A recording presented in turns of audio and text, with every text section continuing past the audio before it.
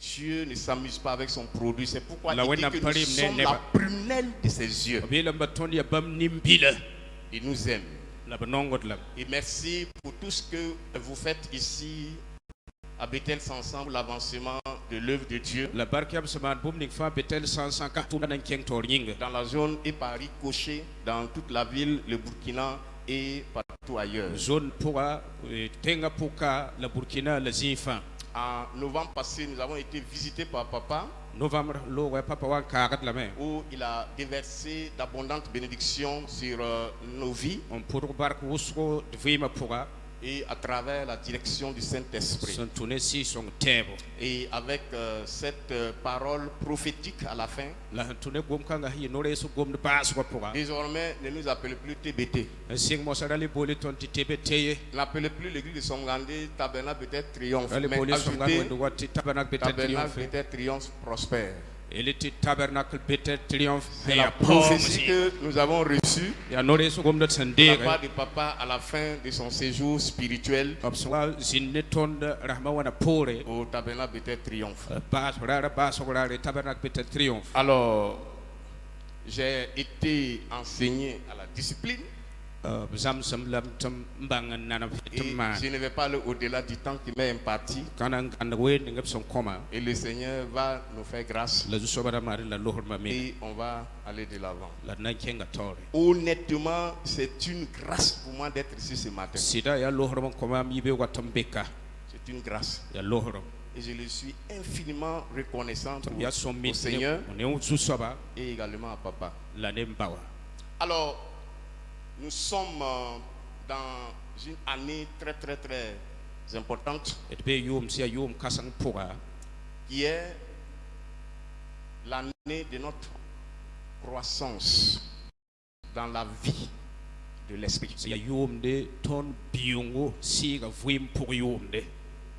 C'est-à-dire, c'est une année prophétique dans laquelle tout ce que je n'avais pas encore vécu avec le Saint-Esprit, Dieu permet que je les vive en cette année 2022. Ne faites pas attention à ma voix parce que certains peut-être s'attendaient à me voir aller en vitesse comme là. Ça, on était enfant. On entend de grandir, vous ne le voyez pas? Donc, on va copier nos pères pour aller lentement, lentement. Par la grâce de Dieu.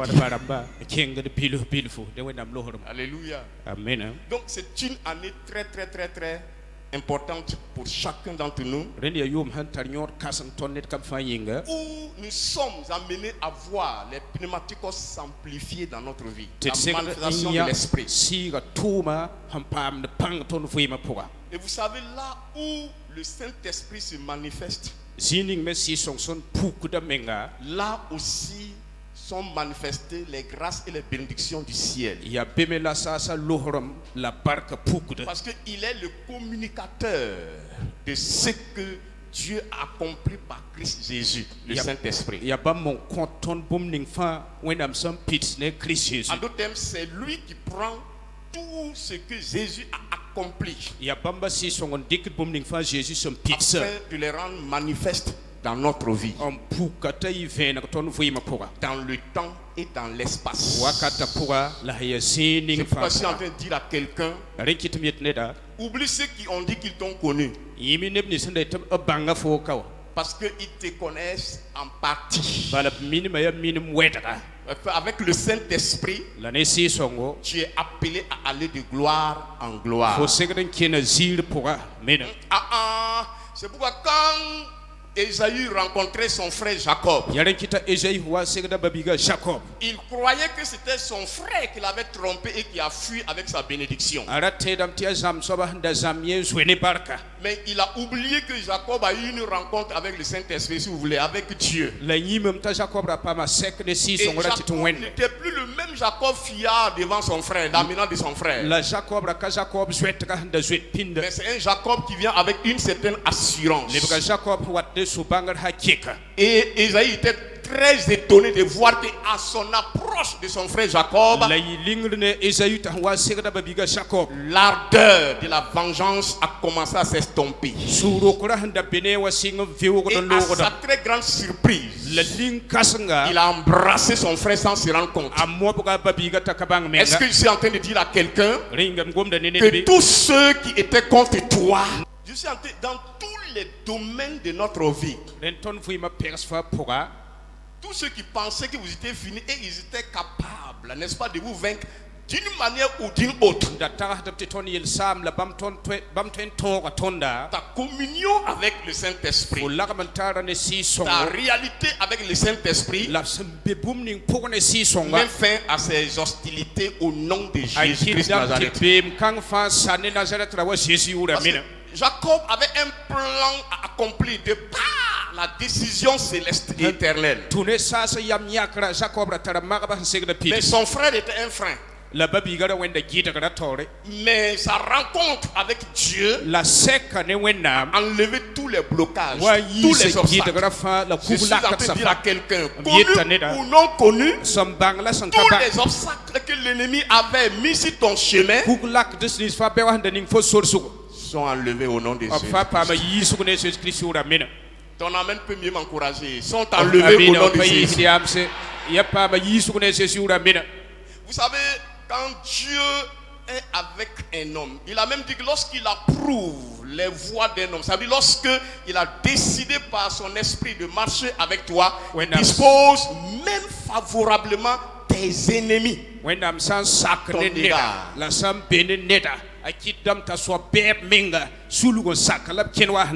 Je suis donc en train de te dire que tu n'as pas d'ennemis. Parce que tous tes ennemis sont transformés en amis et en encourageurs au nom de Jésus. Ne prie pas pour la mort de tes ennemis parce que ce sont des gens que Dieu a préparés pour t'aider à t'acclamer pour ton ascension. Non, ne les détruis pas. Prie afin qu'ils se multiplient. Plus tes ennemis se multiplient, plus ta gloire est multipliée. Plus ceux qui ont été préparés pour t'encourager sont nombreux.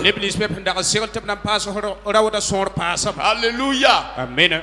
Alors, ce matin, nous allons partager ensemble autour du thème le Saint-Esprit peut aussi, ou bien le Saint-Esprit conduit aussi dans le désert. Le Saint-Esprit conduit aussi.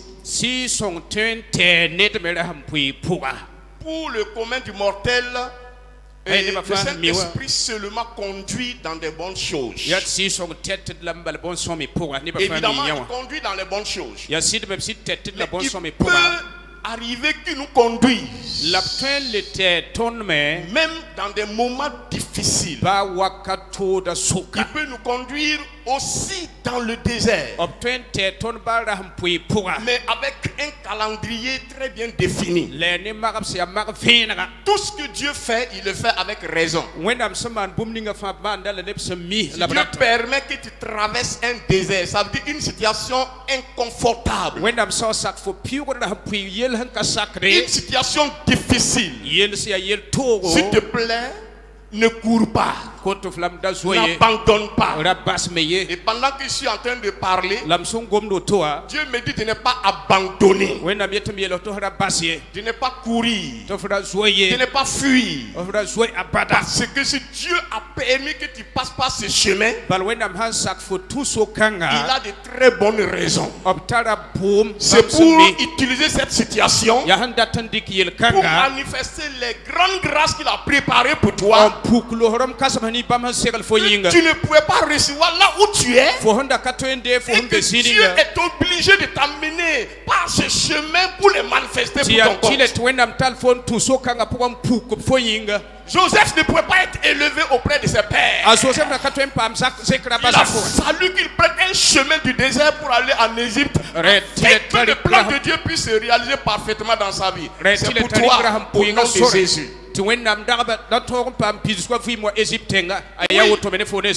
Oui, même si tu veux pleurer, Il ne faut pas pleurer comme un désespéré. Il faut pleurer avec espérance. Il faut pleurer avec gloire. Si c'est dur et que tu veux pleurer, il faut pleurer comme ça. Oh Seigneur. Oh oui, Seigneur, je sais que tu ne m'abandonneras jamais. Mais il faut pas pleurer comme qu'elle est. Oui, maman, oui. Un enfant de Dieu ne pleure pas comme ça. Un enfant de Dieu pleure avec espérance. Comme ton salut qui est un salut en espérance. Alléluia. Amen. Alors regardez ce premier passage de Exode chapitre 13. Les versets 18 au verset 17 ou le verset 18. Je les lis avec quelqu'un qui me suit présentement. Regardez, nous allons établir scripturairement ce que nous sommes en train de dire. Verset 17. La Bible déclare: lorsque Pharaon laissa aller le peuple, Dieu ne le conduisit point par le chemin du pays des Philistins, quoique le plus proche. Car Dieu dit le peuple pourrait se repentir en voyant la guerre et retourner en Égypte. Mais Dieu fut faire au peuple un détour par le chemin du désert, vers la mer Rouge. Les enfants d'Israël montèrent en armes hors du pays d'Égypte. Amen. Dieu est assis. La Bible nous fait savoir que Dieu a parcouru toute la terre de ses regards. Et il a considéré aussi son peuple qui est un peuple important comme Bethel Samson. Tu n'as pas dit amen à ça? Et la Bible nous fait savoir qu'il a décidé de lui donner le lieu le plus beau au monde. C'est la Bible. Ézéchiel dit que Canaan était le pays le plus beau sur toute la planète Terre. Et il a décidé d'envoyer son peuple pour occuper cette partie du monde. Comme dans le salut que tu as reçu, Dieu a préparé de bonnes choses, d'excellentes choses pour toi, afin que tu les occupes. Mais il y a une route qu'il faut emprunter pour l'occupation des bénédictions préparées par Dieu pour toi. Ce chemin peut être le chemin du désert. Ça peut être difficile, mais cela ne met pas en cause la véracité du lieu que Dieu a préparé pour toi. C'est pourquoi un enfant de Dieu ne doit pas abandonner quand c'est difficile, mais il doit avoir les yeux fixés, n'est-ce pas, sur ce que Dieu a préparé pour lui et avancer. La Bible dit, ayant les yeux fixés sur Jésus-Christ, parce que c'est lui qui a vaincu. Et il a dit à son peuple: sortez, prenez cette route. C'est la route qui s'est pacifiée pour vous. Donc si vous partez par cette route, vous êtes sûr de pouvoir atteindre le bon lieu que j'ai préparé pour vous. Israël pensait que, une partie d'Israël pensait et croyait même que c'était la mauvaise route que Dieu les a montrée. Je suis en train de dire que le Saint-Esprit peut te faire passer par un désert, par une route désertique. Pas pour te détruire, mais pour enlever certaines choses qui pouvaient t'empêcher de bien magnifier la bénédiction qu'il a préparée pour toi. De bien apprécier ce qu'il a préparé pour toi. C'est pourquoi Dieu ne s'est pas trompé. Devant n'importe quel hébreu, Israël pensait au concombre qu'il mangeait en Égypte. Parce qu'ils n'ont pas apprécié le pays que Dieu a préparé pour eux. Ce que tu es en Christ, tu est au-dessus de ce que tu pourrais être selon ce monde. Ce que tu peux gagner avec Christ est au-delà de ce que tu pourrais gagner selon ce monde. Mais il y a des choses que Dieu a besoin d'enlever pour que tu puisses apprécier, n'est-ce pas, la grande bénédiction qu'il a préparée pour toi en Christ.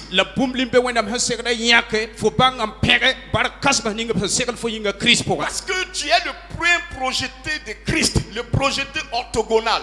Tu es le point égal à Christ. Tout ce que Dieu a connu d'avance, il les a pris, destinés à être semblables à l'image. Comme à la création, l'homme est à l'image de Dieu. Toi aussi, tu es à l'image exacte de Christ. Tu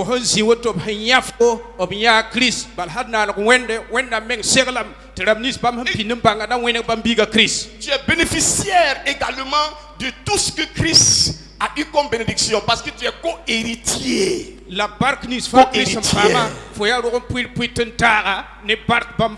Mais Dieu va permettre que tu passes par ce désert. Par les moments compliqués. Par les moments difficiles. Et même par la mer des ondes. La mer la plus dangereuse au monde, la mer Rouge. Parce qu'à une certaine altitude de la mer Rouge, l'avion, si tu passes à une certaine altitude, l'avion peut disparaître. C'est-à-dire la mer là l'absorbe, l'aspire et disparaît. Donc c'était la mer la plus dangereuse au monde, la mer Rouge. Mais ce que les gens voyaient comme un désastre, Dieu voyait cela comme une opportunité. Dieu voyait cela comme le moyen le plus sûr pour lui. Et tout ce qui est pour toi comme un problème, Dieu voit cela comme le moyen le plus sûr pour accéder à ce qu'il a préparé pour toi. C'est pourquoi ne fuis pas le désert. Je vais vous donner un petit témoignage quand j'étais encore jeune pasteur en province. Un jour, je traversais un désert. Et je me suis levé pour aller dans une église pour suivre le culte. Ça m'arrive comme ça. Question d'aller entendre une parole pour moi. Parce que je crois à la parole de Dieu. Et je crois que Dieu a un mot pour moi, mais dans le monde le plus difficile. Ce jour-là, c'était un pasteur ivoirien. Et quand je suis arrivé, il n'y avait même pas assez de lumière. Je suis allé m'asseoir derrière. Je ne sais pas comment il a fait, puis il m'a vu. Et puis il dit, nous avons ici aujourd'hui un homme de Dieu que Dieu nous a envoyé, et c'est lui qui va nous donner le message. Parce que j'étais en train de prier pour un orateur aujourd'hui. J'ai dit aïe. Quelqu'un qui est en train de se chercher. C'est lui l'envoyé de Dieu pour vous. Oh Seigneur. Et Dieu m'a dit, tu vois, ce que tu vois, moi Dieu je ne vois pas ça. Je suis en train de dire à quelqu'un, ce que tu vois comme une montagne n'est qu'un goudron très lisse que Dieu a préparé pour toi, pour traverser la situation, aller prendre ce que Dieu a préparé pour toi. Dieu n'a pas prévu que tu seras arrêté par la situation. Mais Dieu voit des balustrades, Dieu voit des appuis pour accéder. Donc Dieu dit ici, c'est le chemin du désert que j'ai préparé pour vous. Nous allons dans le Nouveau Testament pour parler de notre témoin fidèle, notre modèle et notre exemple. Un modèle, c'est ce sur quoi on bâtit. Un exemple, c'est ce qu'on suit. Jésus donc est notre modèle et notre exemple. Dans le livre de Luc au chapitre 4, nous lisons le verset 1 seulement. Nous connaissons très bien ces passages-là. Jésus rempli du Saint-Esprit revint du Jourdain et il fut conduit par l'Esprit dans le désert. C'est pourquoi j'ai intitulé le message « Le Saint-Esprit conduit aussi dans le désert ».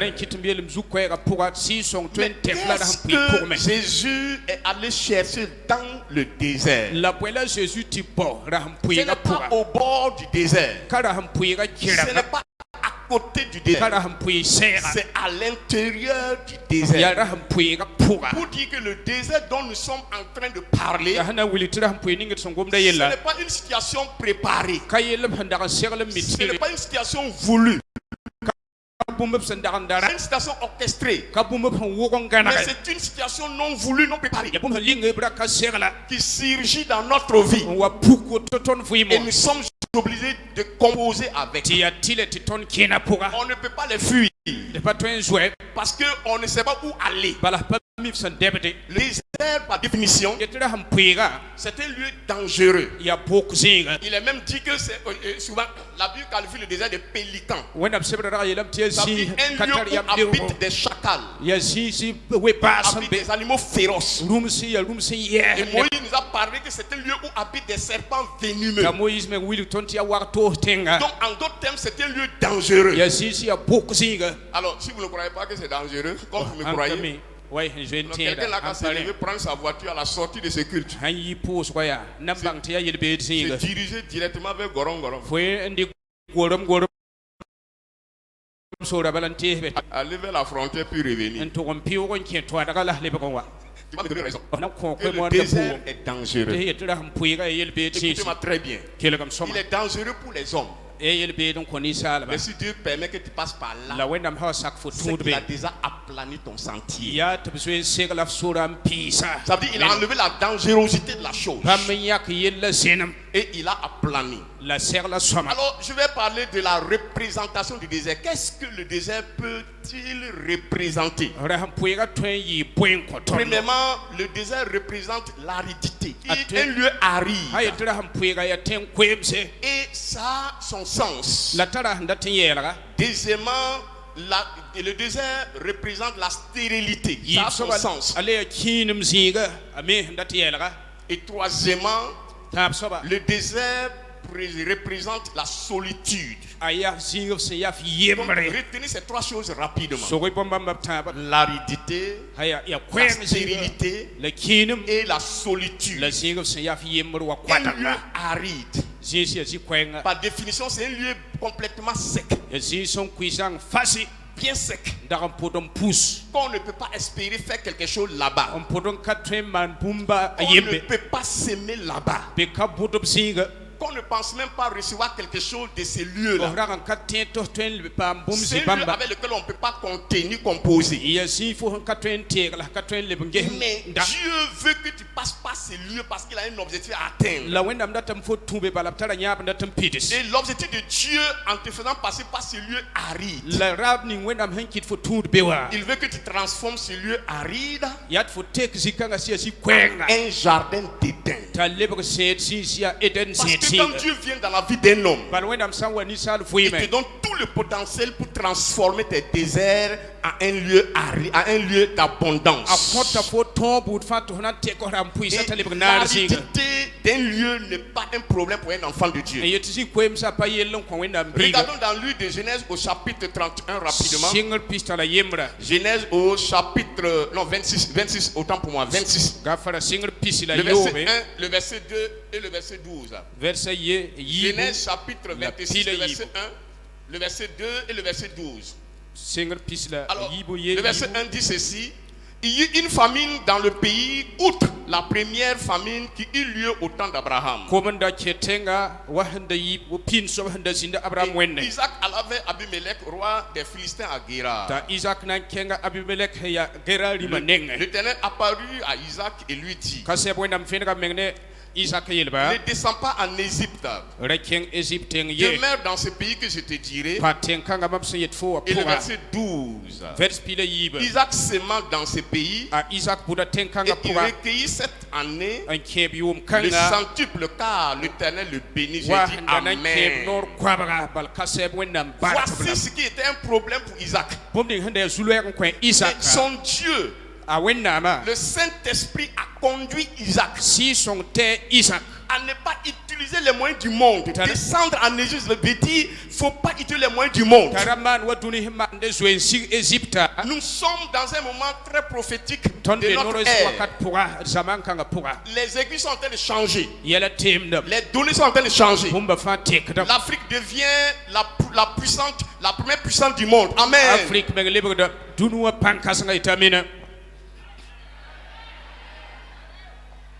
Et l'Église est l'entité principale de la manifestation de cette puissance du monde. Donc les choses commencent par toi. Et on n'a pas besoin de continuer à faire les choses selon le monde. Parce que le monde et ses manières de faire, le monde a échoué. Oui. Et le Saint-Esprit veut te conduire, même dans le moment difficile, à éviter le compromis ou la compromission. Parce que ce n'est pas un lieu de sécurité pour l'Église. C'est un lieu de déshonneur. Et Dieu dit à Isaac, il ne faut pas commettre cette erreur. Ne vois pas ce que les autres voient. Ne vois pas le Dieu arrive. Mais commence à s'aimer. J'ai aimé le message du dimanche passé quand j'étais là. Où papa disait il faut proclamer sur des situations. Il ne faut pas te plaindre. Donc Isaac, si le lieu on ne peut pas s'aimer selon les hommes, tu as une semence pour ensemencer ce lieu. Commence à ensemencer ce lieu par ta parole. Dans les moments difficiles, parle ce que tu veux voir, mais ne parle pas ce que tu vois. Parce que ce que tu vois est passager, est éphémère. Mais ce que tu veux voir, aligné dans la volonté parfaite de Dieu, alors peut t'aider non seulement à t'épanouir, mais à atteindre le plan de Dieu pour toi. Donc en ces moments-là, commence à parler. David a dit non. Il était malade et il était près de la mort. Il a fait cette déclaration prophétique. Non, I don't die. Non, I don't die. Mais je vis pour raconter les merveilles de Dieu. Tu dois raconter les merveilles de Dieu. C'est bien toi. Et qui va mourir, ce n'est pas toi. Parce que toi tu vis pour raconter les merveilles de Dieu. Au nom puissant de Christ Jésus, commence à ensemencer ta vie dans cette traversée de désert. Mais ne fais pas attention à ce que tu vois. Chacun fait son travail. Toi fais ton travail. Commence à parler ce que tu veux voir. Et tu vas le voir se manifester. Dieu dit, le Saint-Esprit dit à Isaac. Si vous voulez, vous pouvez dire le Saint-Esprit c'est le même. Alors le Saint-Esprit dit à Isaac. Il dit non. Je te conduis à rester là, dans ce désert, et à ne pas aller de l'autre côté. Parce que l'autre côté, c'est un lieu d'insécurité. On peut avoir un résultat temporaire, mais pas un résultat qui dure dans le temps et dans l'espace. Reste, n'abandonne pas. Il y a des gens dans les églises, lorsque Dieu veut enlever certaines choses, certains caractères qui ne leur permettent pas de vivre la plénitude des bénédictions de Dieu, parce que le pasteur est contre eux, ou la femme du pasteur est contre eux, ou les anciens, les diacres sont contre eux, ou les responsables du groupe est contre eux. Et qu'est-ce qu'ils font? Ils descendent en Égypte. Et ils commencent à avoir des révélations. Dieu m'a dit d'aller ici. C'est faux. Tu as été appelé par ton caractère que Dieu voulait enlever. Tu ne veux pas qu'il soit enlevé. Et ce caractère va te jouer un sale tour. Abraham n'était pas obligé d'arriver chez Laban. Jacob n'était pas obligé d'arriver chez Laban. Au moment où il fuyait, Dieu l'a rencontré. Et il a dit, ah, ici c'est le camp de Dieu. Mais c'est le camp de pourquoi tu continues. Où est-ce que tu vas? Parce que Dieu veut enlever quelque chose en toi. Parce que tu es l'héritier potentiel. Tu ne dois pas fuir. Et aujourd'hui, il y a trop de fuites. Et c'est la même chose. Même nationalement, il y a ce qu'on appelle les fuites des cerveaux. Quand on commence un peu une entreprise, on doit passer par un désert pour bien stabiliser notre entreprise. Non, on fuit et on croit que l'autre côté c'est un Eldorado. Non, reste. Isaac reste. Ne part pas. Ne part pas. Sème. Commence à ensemencer. Et c'est ce que Jésus a fait. Dans Matthieu 4, quand le diable est venu, il a dit, tu ne sais pas une chose. Je viens du désert. Je suis passé par le désert. Et j'ai appris à ne pas me nourrir seulement du pain, mais à me nourrir de la parole. Donc nourris-toi de la parole pendant la traversée du désert. Reste dans la parole.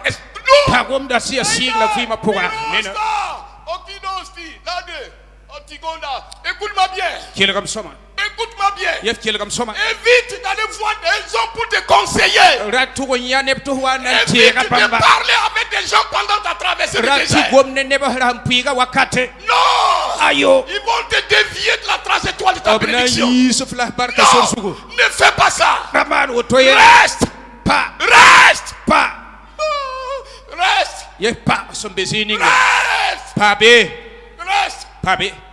Parce que Dieu ne peut pas te sauver et ne pas vouloir le bien pour toi. Cette situation que tu es en train de traverser, Dieu est dedans. Et Dieu veut te faire sortir pour que tu prennes possession de ce qu'il a préparé pour toi. C'est pour cela que tu passes par le désert. C'est seulement une traversée. Dieu n'a pas dit que tu vas rester là-bas. C'est pourquoi tous ceux qui n'ont pas compris, il y a Corée, Dathan et Abiram, et tous les autres qui n'ont pas compris sont restés là-bas. C'est Josué et Caleb qui ont compris. Quand ça ne va pas, dans ce lieu aride, il commence à ensemencer. Il parle. Non, Dieu sera favorable avec nous. C'est lui qui a permis qu'on passe par là. Il a une réponse à notre situation. Et nous allons nous en sortir. Et tu t'en sors, tu es sorti au nom de Jésus. Un bon amen. Je dis tu es sorti au nom de Jésus. Tu es sorti au nom de Jésus. Tu es sorti. Donc le désert, ce n'est pas seulement un lieu aride, c'est un lieu stérile, c'est un lieu qui ne produit pas.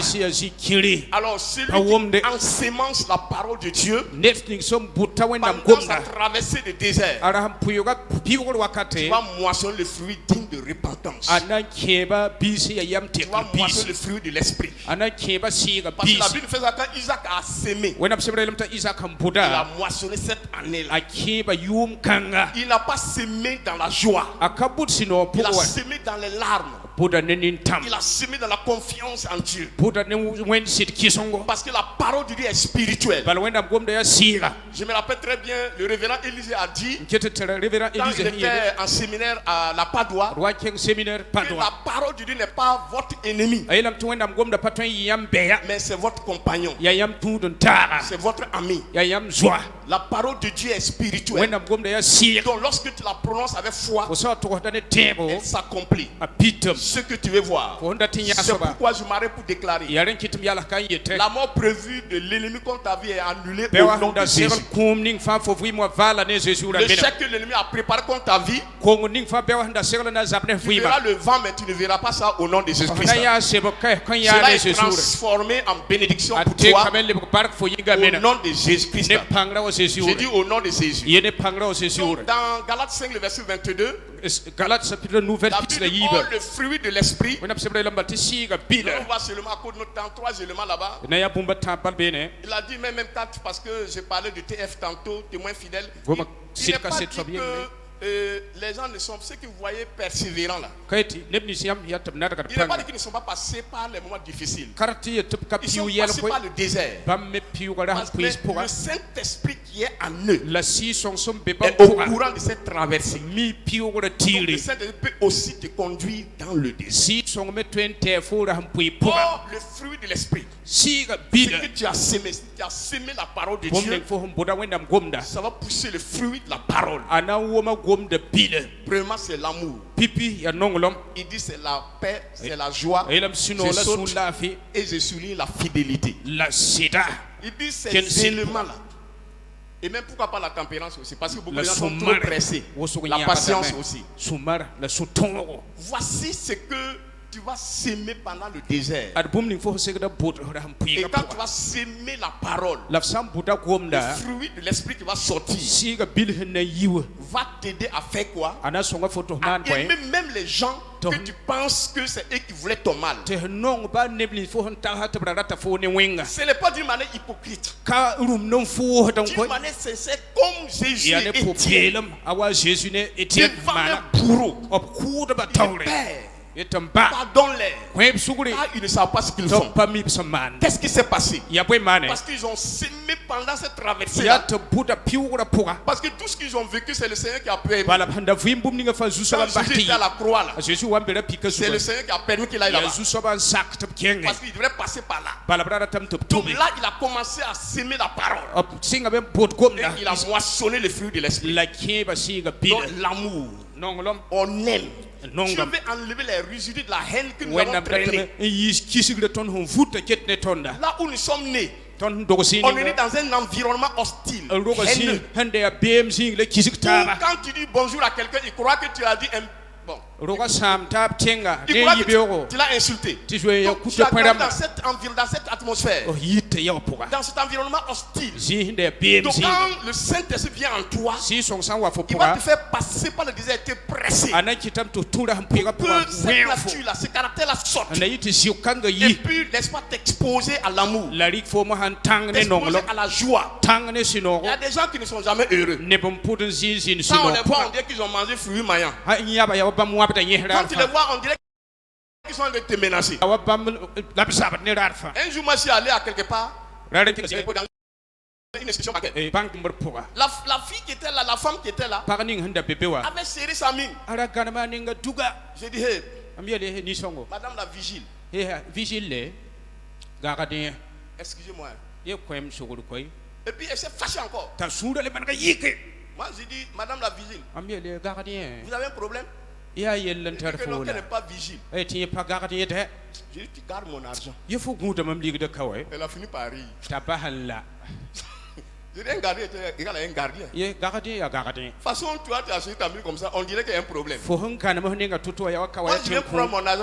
Il faut, quand je dépose là, tu es content. Donc, il y a des gens permanemment. Mais le Saint-Esprit va te conduire dans le désert pour enlever. C'est pourquoi l'apôtre dit, la joie, l'apôtre dit, réjouissez-vous tous dans le Seigneur. Je le répète. Mais pendant ce temps, il passait par le moment difficile. Il dit de se réjouir. Pourquoi? Parce que pendant la traversée, il a ensemencé sa vie par la bonne parole. Il ne s'est pas maudit. Tu vois, même quand tu pleures, j'ai dit, il faut te bénir. Et surtout, quand tu n'as personne pour te bénir, il faut te bénir. Si tu n'as personne pour t'encourager, il faut rentrer devant ton miroir et pour dire, va de l'avant, va de l'avant, va de l'avant. Je fais des choses honnêtement, selon le conseil de notre père spirituel, impensable. Quand ma femme rentre, je me calme et puis je fais comme si c'était pas moi qui faisais. Mais devant mon miroir, va de l'avant, Kambou, va de l'avant. Va de l'avant. Pourquoi tu t'arrêtes? Va de l'avant.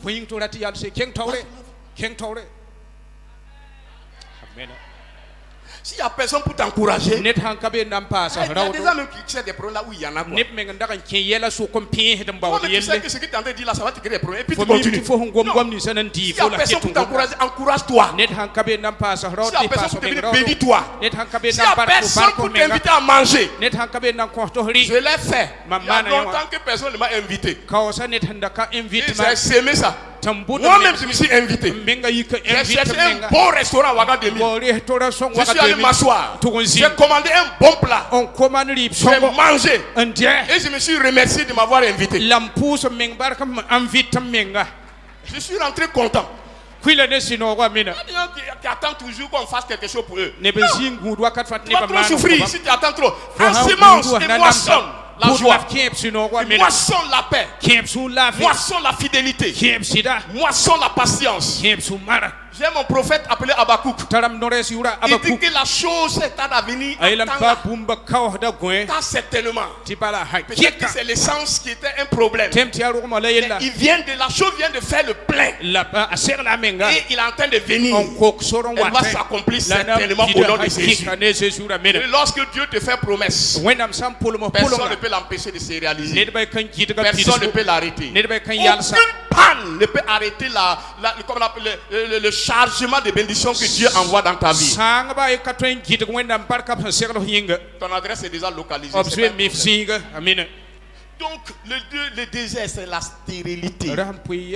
S'il n'y a pas de lieu pour enfanter, ta parole que tu as ensemencée va enfanter. Et c'est la solitude. Nous terminons avec ça. Dans le livre de Marc au chapitre 15. Marc chapitre 15. Nous lisons les versets 33 et verset 34. Marc 15.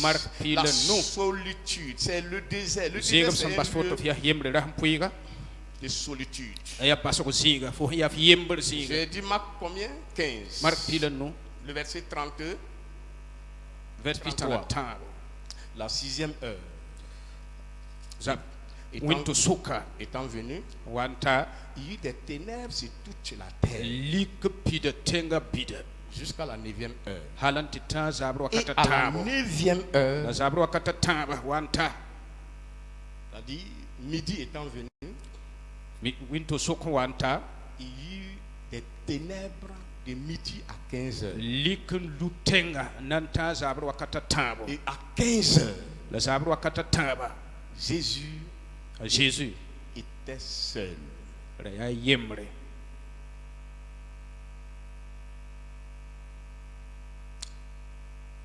Tous ceux qui le suivaient pour manger l'ont abandonné. Même le disciple le plus fougueux, appelé Pierre, a fui. Il était seul. Le désert. Est-ce que c'était le plan de Dieu pour lui? Oui. Il est venu pour passer par la croix. Mais qu'est-ce qui s'est passé? Qu'est-ce que Dieu voulait dans ces moments de solitude? Avec toi, avec moi. Qu'est-ce que le Saint-Esprit veut dans ces moments de solitude? Avec toi. Il dit, Eloi, Eloi, lama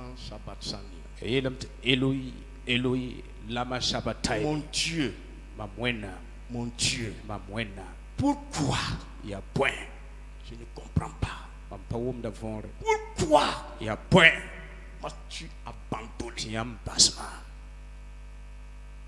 C'est un moment difficile. Vous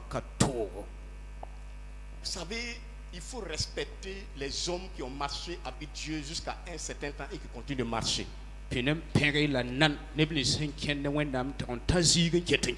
Parce que devant la solitude, tu n'auras personne à indexer. Tu n'auras personne à accuser. Tu n'auras personne qui servira de bouc émissaire. Tu seras face à face avec ton Dieu. Il n'y avait personne. Et c'est là que tu vas comprendre pourquoi tu es là sur la terre. Et pourquoi tu es rentré dans le royaume. Il dit, mon Dieu, pourquoi?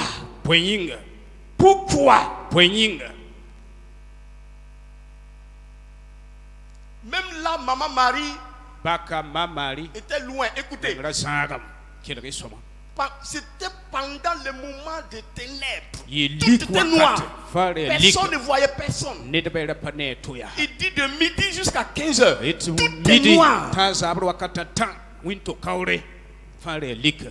Tout est noir. C'est ça que Paul a dit dans ma première défense. Il n'y avait que le Seigneur. Quel Seigneur? Le Seigneur Saint-Esprit.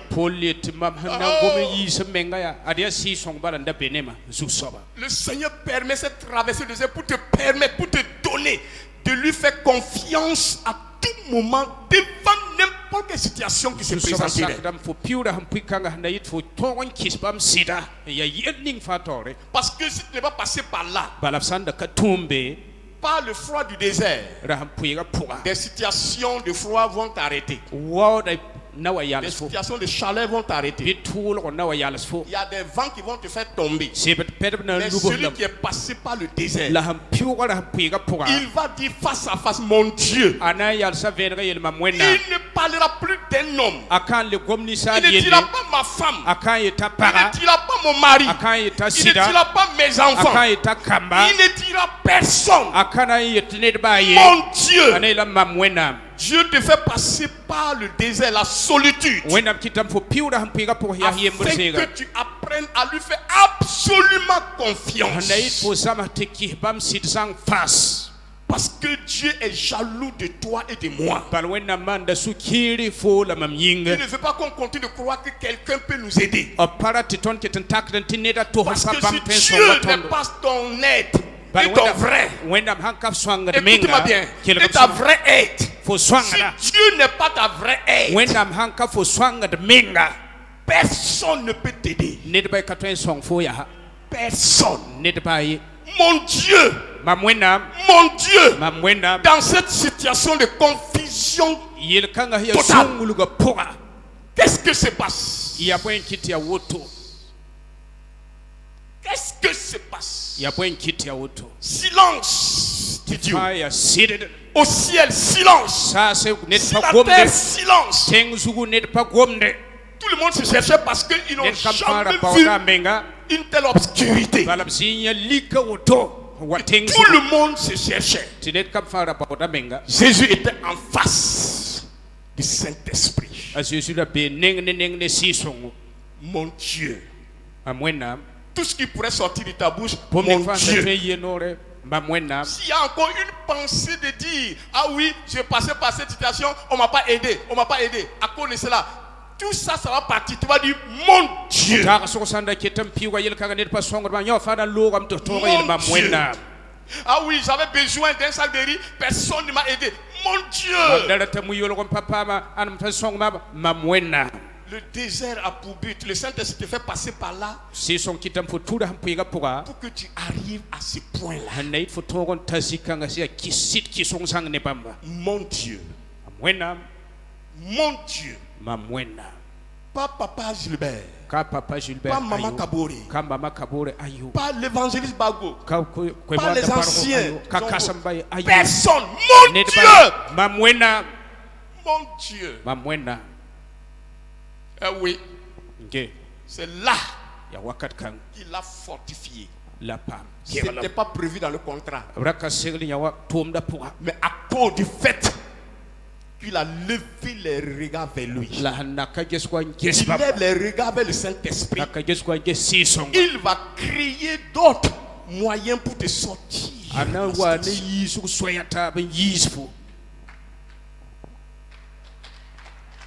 Mon Dieu. 2 Timothée 4, verset 14, je le lis, je le prie. Mon temps est expiré. 2 Timothée 4. Regardez, Paul est passé par là. Tout le monde l'avait abandonné. Il dit quoi? Après, je laisse la place à papa pour la suite, la Sainte Seine. Écoutez, 2 Timothée 4. 2 Timothée combien j'ai dit? 4. 4, 14, c'est bien ça? 14 à 18. Je le lis tout simplement sans commentaire, s'il vous plaît. Il dit, Alexandre le forgeron m'a fait beaucoup de mal. Le Seigneur lui rendra selon ses œuvres. Garde-toi aussi de lui, car il s'est fortement opposé à nos paroles. Dans ma première défense, personne ne m'a assisté. Mais tous m'ont abandonné. Mais que le Seigneur, que cela ne leur soit point imputé. Il dit, c'est le Seigneur. Quel Seigneur? Le Saint-Esprit qui m'a conduit dans cette situation. C'est lui qui m'a assisté et qui m'a fortifié afin que la prédication fût accomplie par moi et que tous les païens l'entendissent. Et j'ai été délivré de la gueule du lion. Tu es délivré de toute gueule du lion au nom de Jésus. Spirituellement, moralement, physiquement, professionnellement, maritalement, tu es délivré de toute gueule du lion au nom de Jésus. J'ai dit comme le Seigneur Saint-Esprit est ton assistance. Tu es libéré de toute situation, de toute maladie et de toute situation fâcheuse au nom de Jésus. C'est lui qui a permis par cette traversée. Il t'assiste et te délivre. Et tu es délivré, tu es restauré, repositionné au nom de Jésus. Amen.